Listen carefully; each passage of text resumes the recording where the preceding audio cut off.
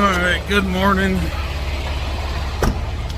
So we're here to get loaded up, and I guess the forklift driver had to go do something at the other warehouse, and this lighting's pretty bad, so I'm just kind of out here playing around. There was another Mercer driver here when I got up getting loaded, and I'm trying to understand this dump valve. It's kind of irritating the crap out of me. I'm not wiring the truck. I think I said that before, because I'm getting ready to switch into my other truck.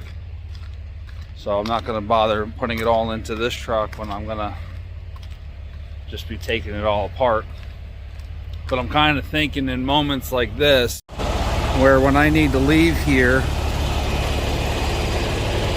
I need to cut pretty hard coming around this bend, and I could release that axle to cut down on how much is getting torn up here. So this is what I got right now. Basically, I'm just hooking up. I just hooked up the end and I put a wire there. It's just a piece of tie wire on it, and I can just take this on and off as need be.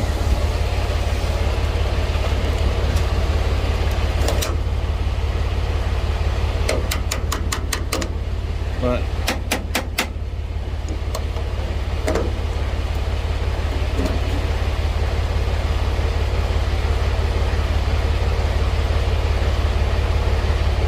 it's making the sound like it's working.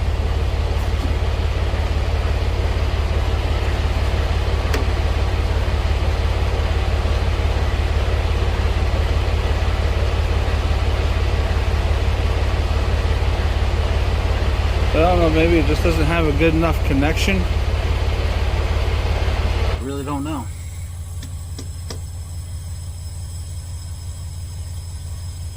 I have a feeling the connection's not very good.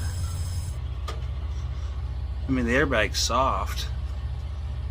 It's not really soft, but it's softer.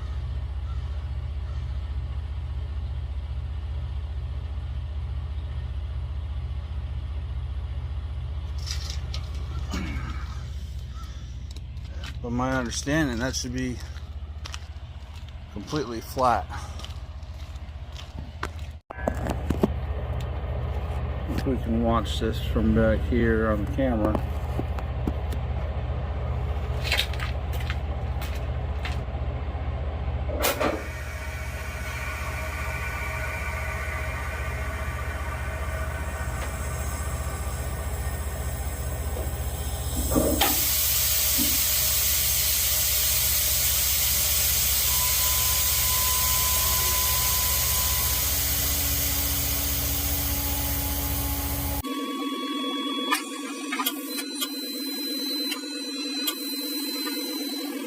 Alright, so yeah, it's making a difference.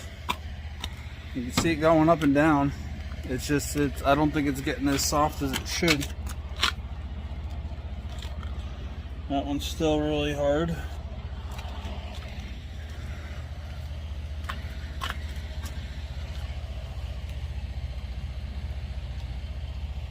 You know, the thing that kind of boggles my mind with the whole setup is the leveling valve is on the rear axle.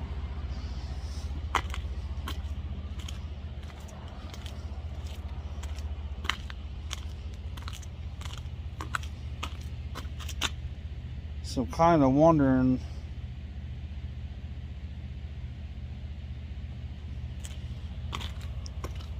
how does that front axle stay where it needs to be, or maintain its pressure of what it needs to be, so forth and so on.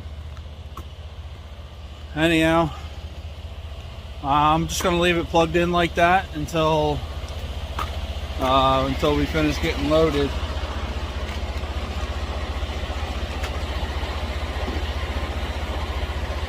I'll just stick that underneath bungee cord like that for now. And then once we're loaded, we'll pull around the corner in case somebody else comes, and get tarped up, and we'll see how the airbags look at that point. Anytime I ever seen them dump valves being used, they've always went completely flat. I've never seen them maintain air like that, so I don't know if it's just because of the ground surface, or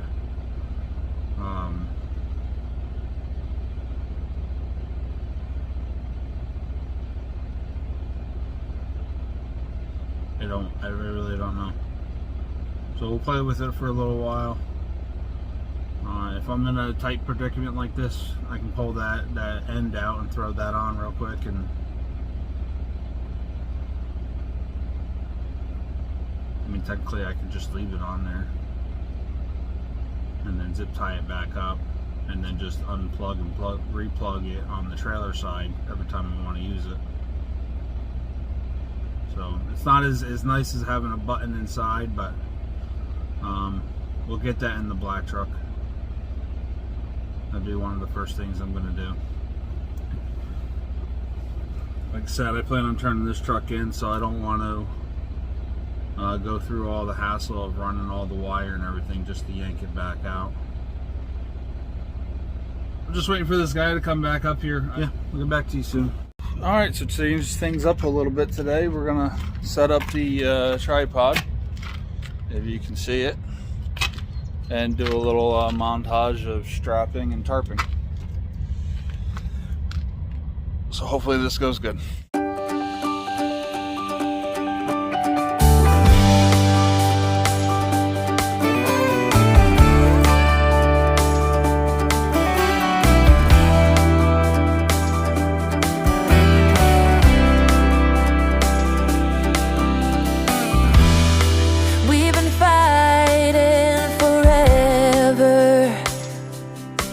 Gone over this 1,000 times before.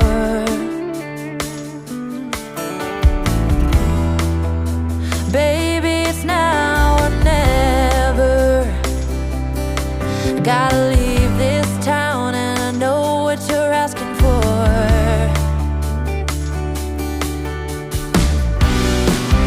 You say it's out of my reach, but I can't pretend no more. 'Cause for as long as I remember, it's been stuck inside my mind. You can't ask me to surrender when reaching for the dream keeps me alive.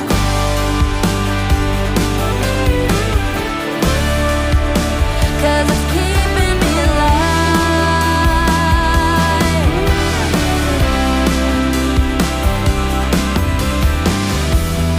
Interstate might take me nowhere. Anywhere is better than the places I have been.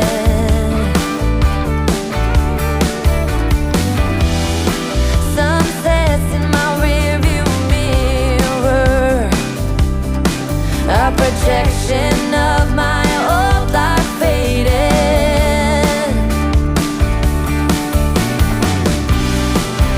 You say it's out of my reach, but I can't pretend no more.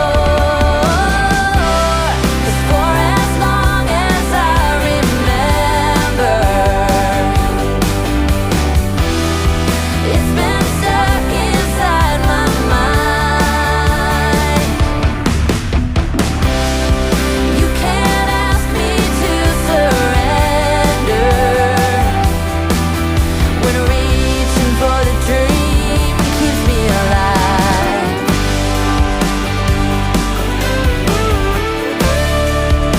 'Cause it's keeping me alive.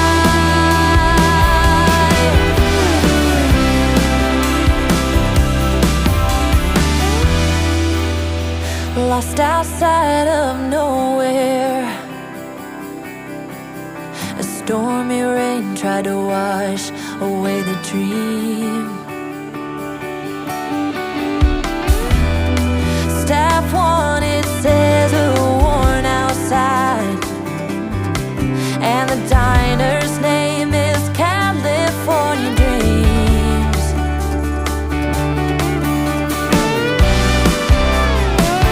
Hey, oh, for as long as I remember, it's been stuck inside my mind. You can't ask me to surrender when reaching for the dream keeps me alive. For as long as I remember, it's been stuck inside my mind. You can't ask me to surrender when reaching for the dream keeps me alive. Hey, keeps me alive. Oh, for as long as I remember.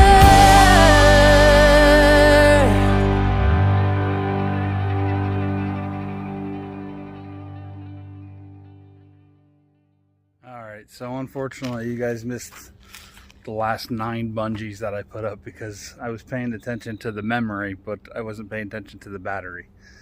So we ran out of battery.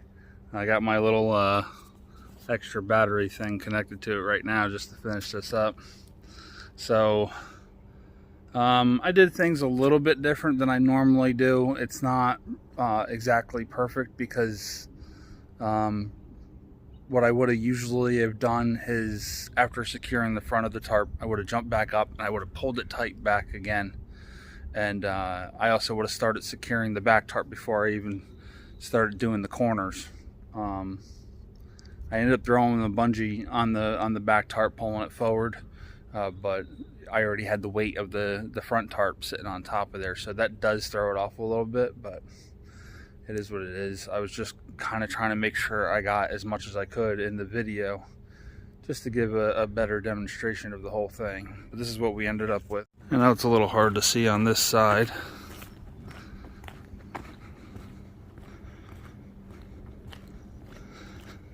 Got nice tight corners. The back is and front is nice and tight.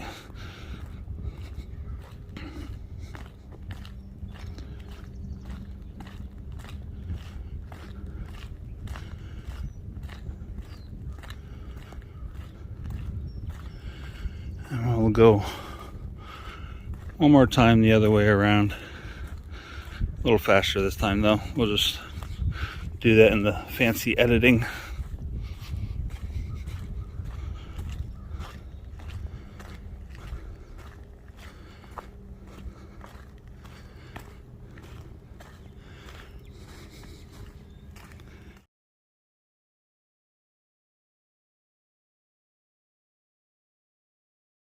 That's it.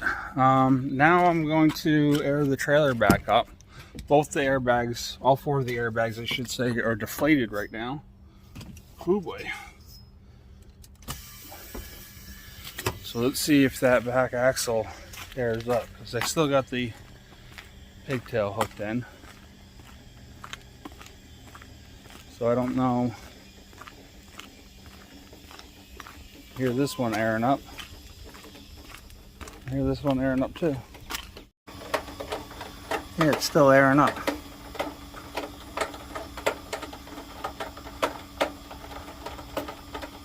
It doesn't make much sense to me. I just don't understand.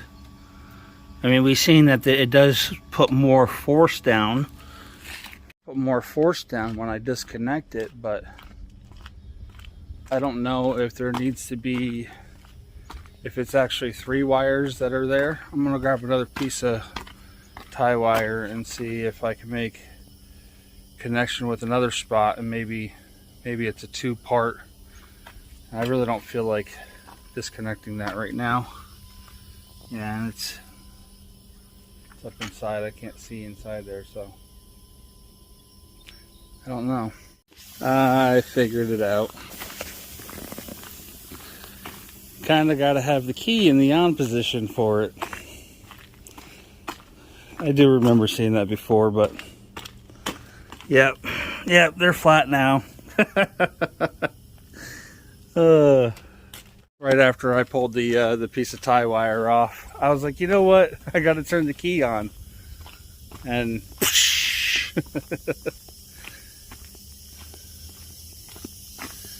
oh well.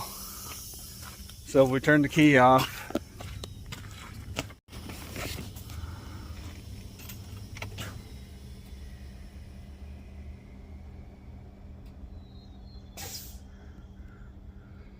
I don't know if you guys can hear it, but the air just started going back into it. And as soon as I turn the key, it should burst out the air again. Yeah.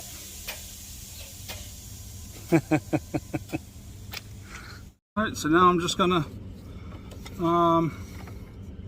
basically just gonna go around the corner, and then I'm gonna pull that piece back off.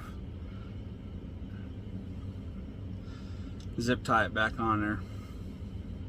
I didn't actually do it for this corner. The main reason I did, I said, well, if I had it, I would use it around this corner.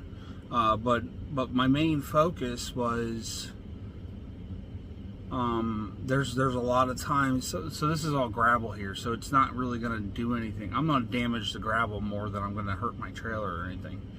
But when I get in those positions where I'm delivering on concrete or pavement or something like that, and I got to come down and I got to turn the whole truck around fully loaded, now I can pull that piece out, slap it in real quick, and make my turn, and don't have to put so much stress and damage on the trailer and the tires. More stress on the trailer, and then more damage towards the tires, in my opinion, on that part. I would imagine it's stressing both of them, but the damage is definitely coming more to the tires. So that's all I got. I hope you guys enjoyed that part. Now we're just gonna head over to Pittsburgh. It's actually Brownsville. Brownsville, PA. We're going to PA Department of Transportation, District 12, West Brownsville. We got a total of 19 pallets. I know it says it here somewhere. Yep, 19 pallets. Each pallet weighs 855 pounds with a total weight of 39,235 pounds.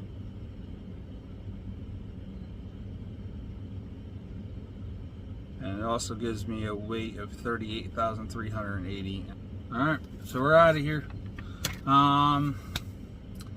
It's got me going 90 over to 79 and straight down. And alright, we're gonna roll. Alright, I wanted to show you guys one more thing. I just came around that turn, and you can actually see on the tire, it actually scuffs the ground. So that normally wouldn't be on there. It would look just like this tire with no extras on it. But this one, it just scraped the ground, just slid across the ground. And I can actually show you that. That's the nice part about this being all wet and whatnot. I wish I could see his drag marks from earlier.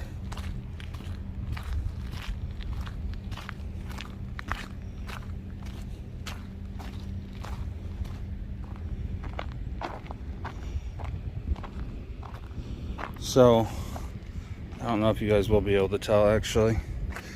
This line here, oh, I'm lying. Right here You can see this patch of dirt here. That's from my back axle. This track here is from my front axle. And you can see how that back axle was just dragging. It was just sliding across the dirt. It wasn't digging in. It just slid and it pulled the stuff off the top. And it actually, you can kind of see it. I can see it pretty good. But you kind of see where it was just like sliding over. And I jacked it pretty good through here. There's not even any tire marks. It's just sweeping across the ground. Same thing right here. This is where I jackknifed it pretty good. It just swept across the ground. There's no tire marks, nothing. It's just pushing. It's just sliding across, floating, until it gets to where it's at. The airbags are completely deflated right now. So as soon as I pull this off, the trailer should air right up.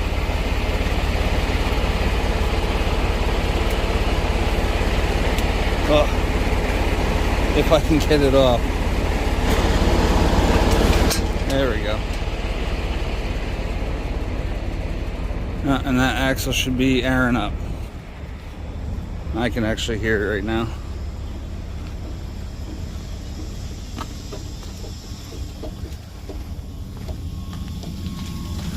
Yep. There she goes.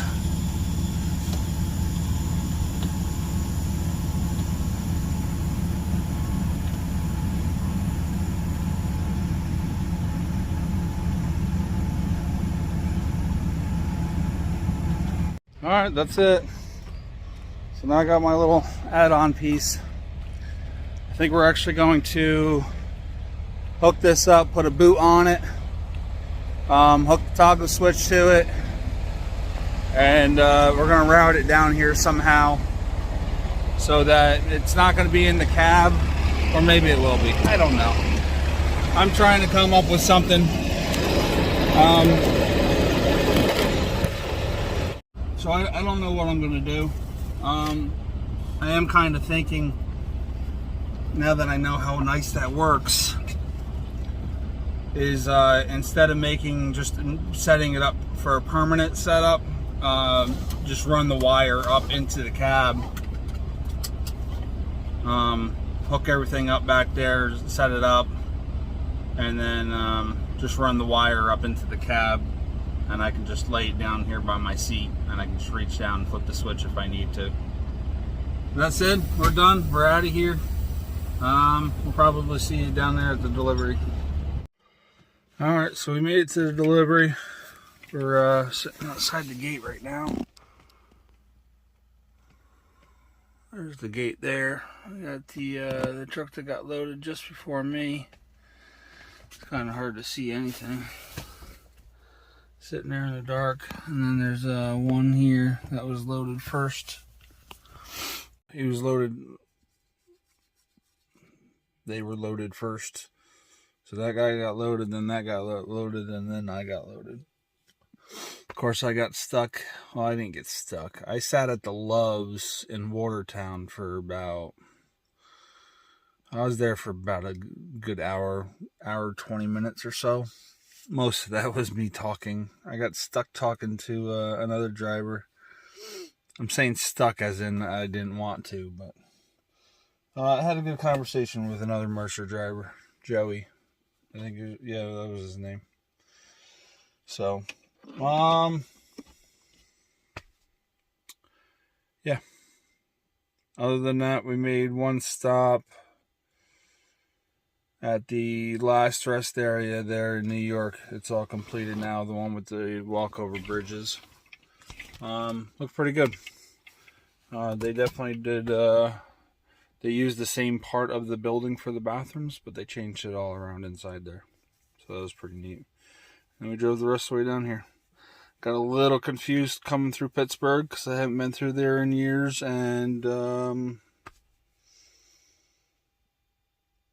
aside of the fact of not having been through there in many years, it's always just been so much on the confusing side because of how the signs are like buried in the rafters. The supporting beams for the bridge above. It just it makes things a little confusing. And then the GPS wasn't any help either, so that's all I got. Thanks for watching, guys. Stay safe.